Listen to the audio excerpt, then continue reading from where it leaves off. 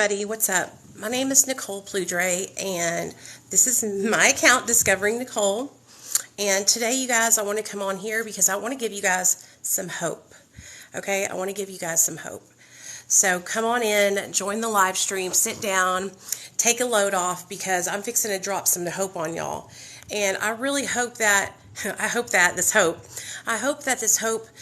does inspire you and help you to get through another day. If you're struggling to get sober, and you just don't think that there's no way you'll ever be able to get there, and you've given up on your life, I want you to watch this video. Hey, girl, watch this video. If you think there's no way I'll ever be able to get sober, watch this video, okay? Because I'm going to give you some hope. So, first and foremost, as long as you got breath in your lungs, you guys, there is hope that you can get sober, okay? I know a lot of people say that, but you got to understand that, okay? You got to understand that. I know it's easy to get discouraged. Ooh, that was smoky. I know it's easy to get discouraged, but if you can just keep that in mind, all right, that as long as you're alive, you got another day. You got another day that you can try and get sober, right? Okay, so whenever I first started trying to get sober, okay, a long, long time ago, this was back in 2005, I think was the first time I ever went to treatment.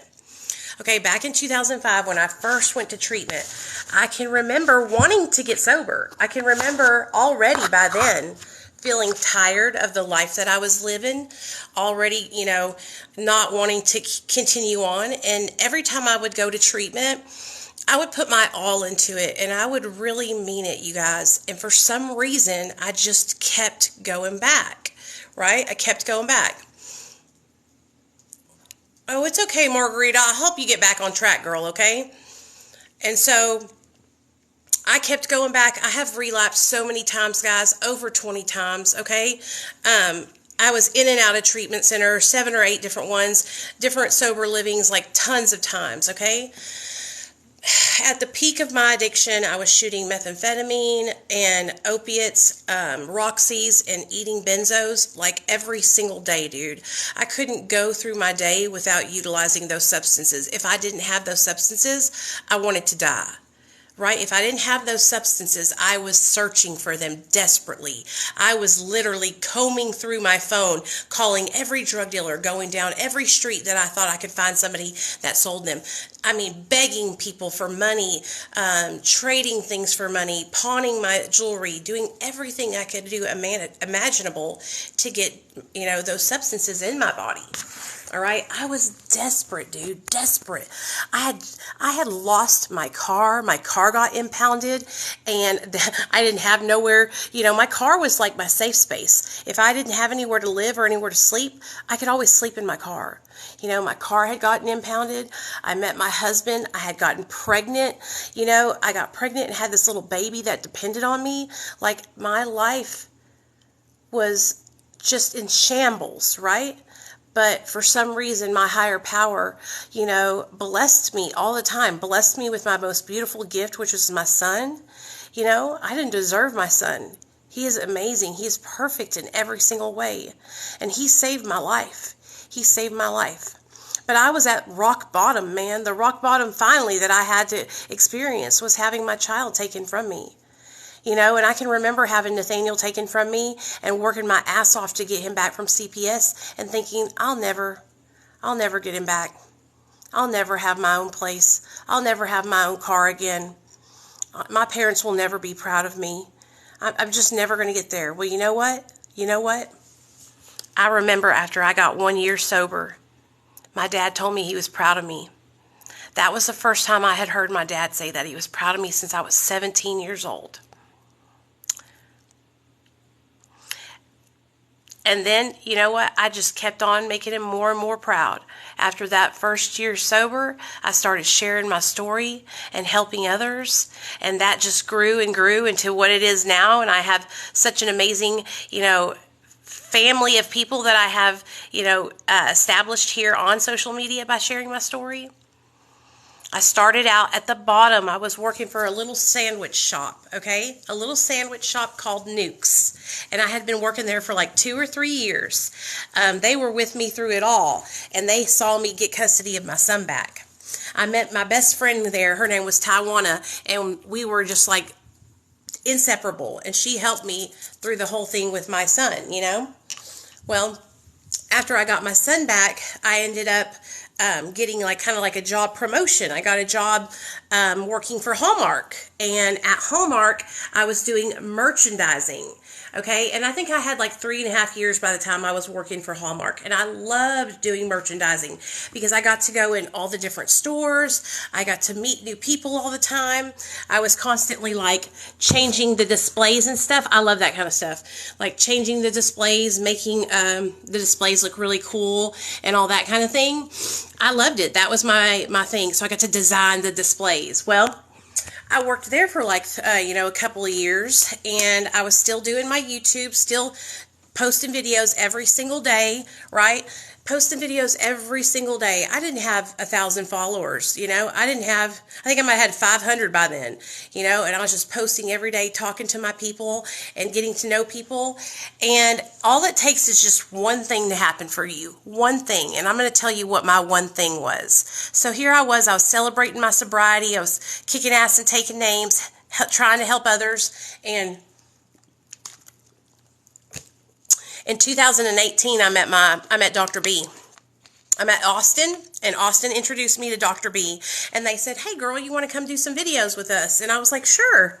So I started doing videos with Dr. B over on his YouTube channel, and I had him over to my YouTube channel. We had collaborations, and it was just like a lot of fun. I was getting to know him. He was getting to know me, and we worked well together.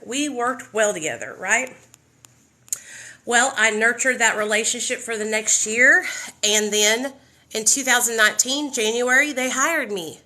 They hired me to work with them, okay? They hired me to work with them, and I was literally making $1,500 a month. That's it, okay? Do you know that I make 3 times that now? They have given me raise after raise after raise after raise, constantly giving me raises because I work my ass off and I do a good job. Right? But I had started at the bottom, I was making barely $10 an hour, okay? Barely. I had been living in my mother-in-law's house for 7.5 years, renting from her. Baby, guess what? Today, my couch is coming in the mail. It'll be here anytime. It's supposed to be here between 1 and 5, so all I'm doing is waiting. I'm just waiting on my couch to get here, honey, because when that couch gets here, then I can set it up and I can watch my big screen TV, honey, the big screen TV that I just bought, because guess what, honey? I got credit and I got cash money in the bank because I'm saving my money, because I got a savings account, because I'm staying sober. Baby, I couldn't save a dime whenever I was using drugs. That's how you know I'm sober, because I'm saving money in a savings account, okay? I couldn't do any of these things, all right? I had my bank account whenever I was in active addiction. I overdrafted it so many times, I had overdraft fees for days. When I met my husband, we started doing the same thing to his. Overdraft.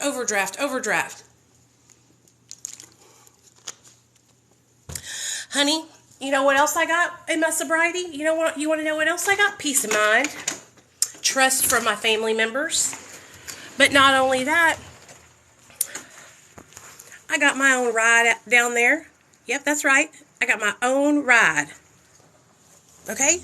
There was years and years when I didn't have my own vehicle. I had to ride with my husband everywhere, or I had to hitch a ride from his dad or his mom.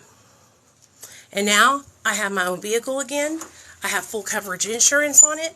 I'm telling you guys this because I want you to know that if you're struggling, you can achieve anything, okay? There was a time in my life where I thought that I was going to be homeless, loveless, drug addict, dying with a needle hanging out of my arm for the rest of my life. That's what I thought. That's what I had basically like succumbed to. Like, okay, this is it. This is how my life's going to be, right? And all it took was one life change, right? I met my husband. I got pregnant, and I wanted more for my life and more for my son. And so when my son got taken away from me, I put my all into sobriety, and that's all I've done ever since, is put my all into my recovery, okay? And if you do the same, you will get back what you put in, okay? I have got back every bit of what I put in. I work so hard every single day to stay sober and to help other people, and I'm finally seeing the fruits of my labor. Okay, I got emotional today talking to my boss on the phone. I started crying because I bought a brand new couch. Do you know where I got my couches from my other place from? Off the side of the road or Goodwill. The last couch me and my husband got was a leather chase lounge that we found on the side of the road. You know, do you want to know where I got my like blankets and covers and all that kind of stuff? Goodwill. I couldn't buy brand new things for myself because I didn't have any money.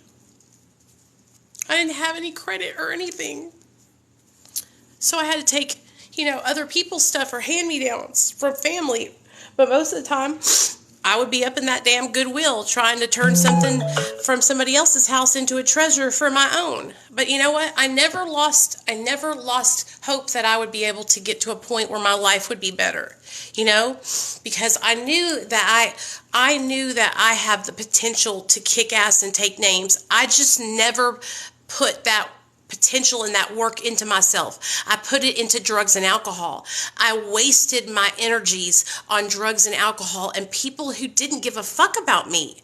That's what I did for so many years. I wasted my life on drugs and people who did not care. And today I'm finally putting all the effort, all the money, all the love that I have into myself, my family, and people that actually care and value my time. And value me as a person. And so I just really want people to understand, I was so depressed, dude. You have no idea. I was so depressed living in my house that I lived in for the last 7.5 years. I felt like I was in a dark hole because I knew I could do better, because it wasn't my home, because I was renting from my mother-in-law, and I knew I can have my own place. I can do better than this. And listen, maybe I wanted to rush into it. Maybe we should have waited till now. But listen to me, okay? When I tell you guys this, I came out of that house and I literally did a fucking 180 change. I get up in the morning. I clean my house. I want to clean the house. I don't mind getting sweaty and vacuuming and doing all the things that I have to do, right? Because I want to do them today. Okay, what a difference it made. I have been telling my husband for the last 4 years, I just want to get out of this house. I just want to get out of this house, right? And my husband that's his childhood home. And my husband, we could have moved out of that house 4 years ago. 4 years ago, okay? But my husband kept wanting to stay, or his mother would ask us to stay a little longer and rent from her because she needed the money to, be able to do repairs on the house and stuff. And so for 4 years, you guys, I have struggled in the darkness, dude. I'm telling you, I cannot explain it to you. When you live somewhere where it's like a hoarder's house, and I know you guys don't see that, right? But it wasn't bad, it was just so much clutter, okay? I guess I shouldn't say hoarder because hoarder's bad. But imagine being in your own room, but there being other stuff there that's not yours, that you can't throw away. It's somebody else's stuff. That's what it was like for me living in my mother-in-law's house. There was stuff everywhere that wasn't mine, that was cluttered, that I wanted to get rid of, but I couldn't because it wasn't mine. Okay, and any time that I wanted to do that and throw shit away, I'd get in trouble. I felt helpless. Exactly. I felt helpless. So for 4 years, dude, I have lived in agony there. Okay? For 4 years, I feel like I have just broke out of a cage. I feel like I am I'm every woman. It's all in me. I mean, I'm fucking living, y'all. Living. I've been waking up at 6 o'clock in the morning every morning, taking my little boy to school, making him breakfast, okay? Making him breakfast, letting him come in here in the mornings and having his breakfast and watching his shows and sitting there at the bar and all the good stuff. And now I'm waiting on my couch to be delivered today. Like, I just want you guys to know that if you're discouraged or you're like, I've been sober for a year and I just feel like I'm not doing shit. Hello? I've been sober for 7.5, honey. And I'm just now getting to where I'm like, thank you. This is all paid off. Staying sober is paying off, right? Not doing dope is paying off, man. What the fuck? Hell yeah. Finally. You know, I'm seeing how amazing, like, don't get me wrong. The promises came true for me at the beginning too, but not like they are now, man. Not like they are now. Now my life is undescribable. I am so happy. I'm so happy with my job, you guys. Hey girl, what's up? I'm so happy with my new apartment, my new life, everything. The only thing I got to do now is get my brakes fixed. And then I'll feel like $1 million because I'm worried that my car's going to fuck up because my brakes are squeaking. What? You got your account back, didn't you? Is that what happened? That is good. Unsupervised. Hell yeah. Thank God, right? See, that's a huge accomplishment too. So those are things that you guys need to be celebrating, right? Celebrate that shit because that is something that you can share with other people that are going to help them. Like, please, you guys, don't think that I'm not bragging about anything. Like, I need y'all to understand that, okay? My mom and dad didn't give me no money. My mother-in-law didn't give me no money. Shit, she wouldn't even give us a discount on the fucking rent, dude. Like, I paid this woman almost $1,400 every month for 7.5 years, okay? Like, I worked so hard to get this to where I'm at. And I know to some people, you might think, oh, well, you're just living in an apartment. Baby, this is a mansion to me because where I came out of, I did not want to, I was not happy. I was uncomfortable and I felt stagnant. I felt like I was being claustrophobic, like I was being suffocated by other people's stuff. Okay? Oh, and my mother-in-law, she was still trying to make me take some of her stuff with me when we were leaving. She was out, do you want this? Do you want that? No, honey, I don't want none of that shit. I don't want none of it. You know, so if I make, a couple of videos here and there talking about how happy I am, please nobody take it the wrong way because I'm not trying to be like braggy, I'm just trying to let people know that I'm proud and that you can do the same thing if you're feeling discouraged. That's what my point is. Like, I really want people to understand, like, that I felt the same way, too, for a long time. I've worked so long to get to this point. So long, I literally, started my social media. Everything is just starting to come in line for me just recently. And so I've been working so hard and so long and being so consistent on all these things for so long. You know what I'm saying? And so that's why it's just such a big deal to me because I've been working for so long, And I remember, like, my boss, saying, just stay consistent, stay the course. And I was so tired of staying the course. I felt like, when am I going to be able to have anything nice? When am I going to be able to, be able to spend time with my husband without my little boy being there so we can have date nights and just all these things that I want for us, And I feel like I finally am getting that. My mother-in-law, my son can walk through the woods and her house is right there. So if me and my husband want to go on a date night or something like that, all I got to do is send my son across the damn driveway and there's my mother-in-law's house. Sorry. She literally lives across in the wood. You just walk across the woods and there's her neighborhood. And so I'm just so happy that I can do things now and that I feel like I'm independent. I have my own place. Living in my mother-in-law's house, it felt like that's not my place, that's not my own. And so I always felt depressed. I always felt like she was, I I always felt like she thought she was doing so much for us, you know, and that she was like saving us by making, you know, like, yeah, I was paying you almost $2,000 a month to live in that house, and I didn't want to live there, you know? And so imagine going from being somewhere where it's almost like she's like doing you a favor, you know, but she wasn't. And to being like, honey, I don't need your favors, and I didn't need them for a long time. And that's why I'm trying to be nice and be positive about it, because like, I love my mother-in-law, but damn, dude, she didn't make it easy to live there, you know, and that's what made it even harder, is that she didn't make it easy to live there. So that's why I'm so excited too, just so y'all know, because I know I might be freaking out a little bit, but it's just such a big deal to me, you know, and I can't wait for my dad to come over and see my place and see how clean it is and see how nice it is and how I'm taking care of it, you know, because when you live somewhere where everything is cluttered and it's not your own, it's like you feel like when you do clean, you can't even tell a difference, right? And so I would clean, and do all these things to try and like make the place look better, you know, and then you couldn't even tell I did anything. And so now, like, you can tell and you can smell it and you can see it. Now I got to get curtains for the damn windows, because I don't have any curtains for the windows yet.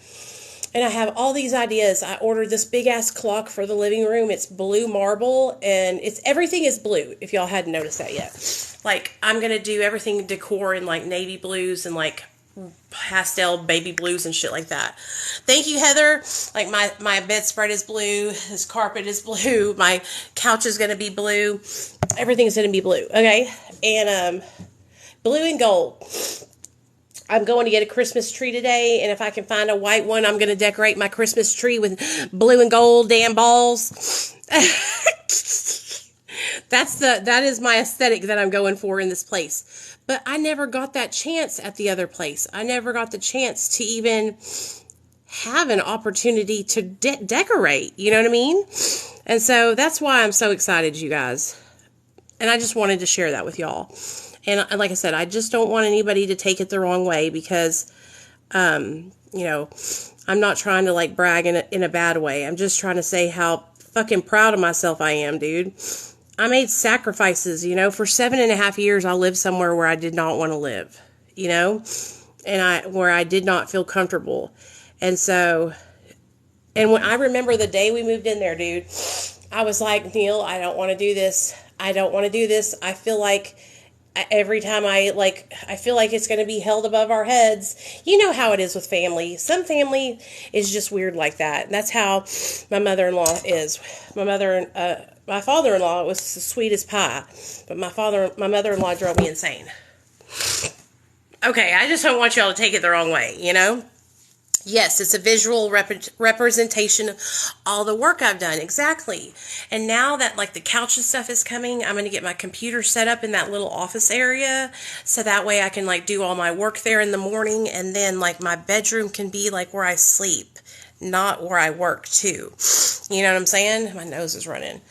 Because I'm all emotional like a psycho. But I'm just really excited, and I'm having so many ideas that I want to do to do things with here, and like my husband's even like, I said, I'm so happy, blah, blah, blah, blah. He's like, I'm so happy that you're happy, but he's not like I am. Like, I'm over here like joyous, you know? I think he might be having a little bit of separation anxiety, because that was his, like I said, childhood home he grew up in. You know, so maybe that's what's going on with Neil. But honey, I am rejoicing. So I had to tell you guys that. The purpose of me coming on here was to share some hope with you guys. And I want you to know that if you're like me and you've been somewhere for a long time that you don't feel happy, and you're just trying to like save up and get yourself out of there, that it can happen, and it will happen for you. Just keep on pushing forward. Don't give up, you know? When people give you a hard time and tell you to stop doing stuff because they think you're this or that, don't fucking listen to them, okay? Do not listen to them. I have had so many people try to rip me apart and say horrible things to me. I just got a fucking comment today. Aren't you the Nicole who has had everything happen to her and has something always to share? And I'm like, yeah, that is me. Yeah, I do share. And yes, I've had everything happen to me. Your name is, you have content where, like, that's what I do. I share my life, Do not let people discourage you. For a long time, you guys, that's all it felt like it was happening to me, was people discouraging me, people making fun of me, people putting me down. 2021, I was tortured by people online. People fucking trying to get me to quit, trying to get me fired from my job, people calling CPS on me, psychopaths harassing me. Then my psychopath passed away. Unexpectedly just died, and then the other one, I don't know what happened to her, but I guess she retired, and so, that's what was always happening. People were always seeing me trying to do good and then trying to put me down all the time, and all I ever do is try to lift other people up, which was very hard for me to understand. Why was this happening to me? But now I know why. I know why now. When you are like shining so bright that you're fucking blinding people and they can't handle that, it makes them uncomfortable because they know that they have the capabilities to shine too, but they're not doing anything. They're sitting at home. They're sitting at home and they're not trying. And so when they see you trying and doing things and making moves, it makes them uncomfortable. It makes them see like, damn, dude, maybe I need to get up and do that. But instead of being like that and being like, hey, Nicole, like, how did you get the courage to share your story or da-da-da-da-da? Instead, they project. Yes, they project their insecurities and their own low self-esteem and low self-worth onto me after I've worked so hard to get past those kind of things and work out of those kind of things, And now I'm losing weight and getting in shape. Like, honey, sky's the limit, baby. Sky's the limit. I needed to be I needed to be out of that house, which I'm telling you guys, you might go, how can a house make you depressed? I'm telling you guys. I'm telling you. Okay? I'm not over-exaggerating.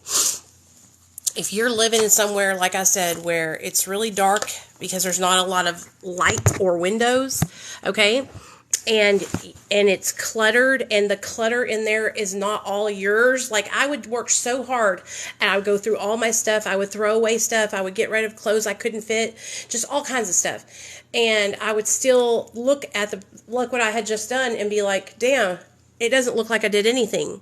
It doesn't look like I did a damn thing. I would go around and try to like clean and shit like that. And because the house is an older house and it's super, like I said, dark, a lot of dark baseboards, a lot of, just dark everything, right? I would clean and then it would look like I didn't do anything, And so maybe I took on that depression and I just but it made me sick. Now, I also feel like I'm not feeling like shit, like as tired. There was black mold there. Black mold in the attic. Black mold inside of our ceilings. Black mold in the vents. Okay? And I was constantly tired and lethargic and feeling like shit. Right? And I feel like I don't feel like that now, So it did. It needed more blue.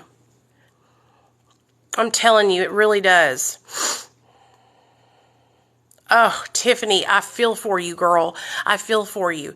Because every time I would try to make, progress and headway and, get rid of the stuff and throw my mother-in-law's crap out of my house, throw it away, she would be like, oh, don't do this, don't do that, And now it's just like, I have my fucking own place. Now I can take my husband's shit and throw it away because he likes to hold on to stuff too. And I just throw it away and don't tell him. Hell yeah, that's my groceries.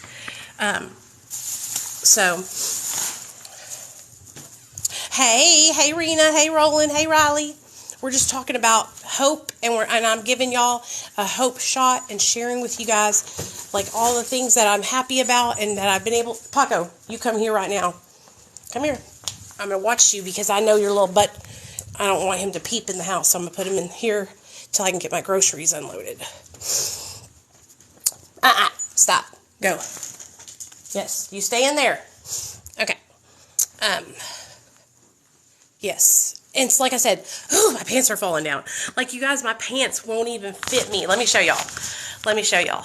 Okay? I know y'all probably don't realize it, but I have to pull them. I need a belt. Because when I'm trying to come up the stairs, I have 3 flights of stairs, my pants fall down every time. So I got to make sure I have my hands free, or else my pants will completely fall to the ground.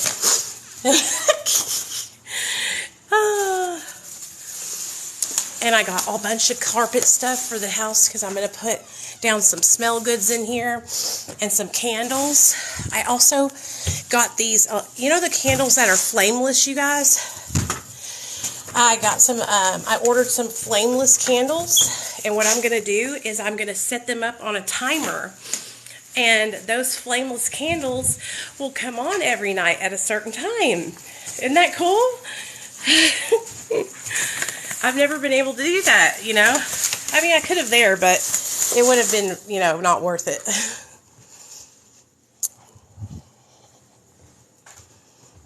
What do I eat? I eat whatever I want. I just don't eat, I only eat 1,200 calories a month. Oh, a day. I only eat 1,200 calories a day. And I was really heavy. So I was 235 pounds at my heaviest weight. And I'm only 5'4", 5'3" and a quarter, basically. 5'4". And I went from like a drastic change. I went from eating like 6,000 calories a day, you guys, like binge eating, to drastic drop in my calorie intake. And so that's how, before I did that, I had no luck, okay? Every other way that I tried to lose weight, like taking pills, taking diet pills, doing all that kind of stuff, shakes, this, that, and third, everything that I tried did not work. Or like when I would take diet pills, they would work at the beginning, right? They would work at the beginning for like a short period of time, and then I would have to I would have to do something different because they would stop working. So I just had to stop eating so much. And part of the problem was because I was binge eating. So I don't know if y'all know that, but I have binge eating. I've been diagnosed with binge eating disorder for the longest time. And I really started to binge because I was depressed at the house that I used to live in. And so when we moved in there, I really got out of control with it and started binging like all the time at night. And then when coronavirus hit, it got even worse, you know? And so I just really changed my whole habits. Because I couldn't get no help from my doctor. I tried to get help from him, and all he wanted to do was put me on those, on these different shots and stuff, and I couldn't afford them, dude. They were like $1,100, you guys, every time I wanted to get one, you know? So now I burn more calories than I take in. That's what I do. Hey, you. Hey, escape artist. Come here. Paco, come here. My dog is in he's trying to escape. You need to go potty? Come on, I'll take you outside. Hold on, guys, I gotta take Paco outside. You wanna go outside? Come on. Make sure that she doesn't get out, because she's a little mischief too. Come on, Paco. You need to go outside, Jetta? Oh, hell, you're gonna have to wait for a second then. Hold on, I gotta get Paco too. But that's what I did. I gotta get off here so I can take them both out to pee-pee, y'all. But that's what I did. I don't want you guys to ever think that, like I said, I'm not trying to brag or anything. I'm just really, really happy, and I wanted to share that with you guys. My couch will be here any minute now. As soon as the couch gets here, I'm going to make a live so y'all can see it, okay? Okay, let me take my dog out to pee, and I'll be back. I love you guys. Okay, Paco, come here.